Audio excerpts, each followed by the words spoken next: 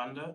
I know you don't usually comment on congressional correspondence, but I wonder if I could ask sort of broadly on the U.S. policy towards Rwanda in the light of the Senate Foreign Relations Chair Menendez's letter, which highlights concerns about human rights and political repression in Rwanda. So he basically says the US can no longer look the other way as Rwanda foments rebellion and violence in other parts of the continent, referring to the DRC, and also highlights the case of Paul Rusesabagina, who's a US permanent resident who's detained there.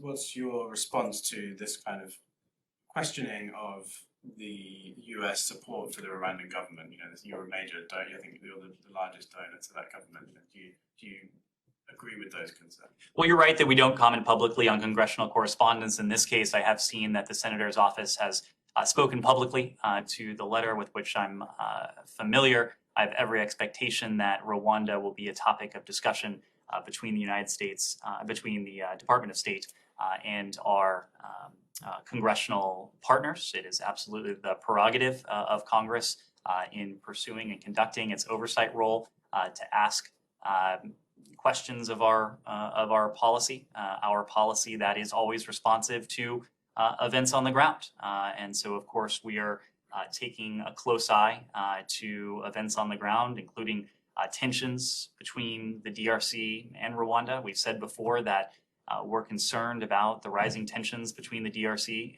and Rwanda. We've urged both sides to exercise restraint and to engage in immediate dialogue to de-escalate tensions and hostilities.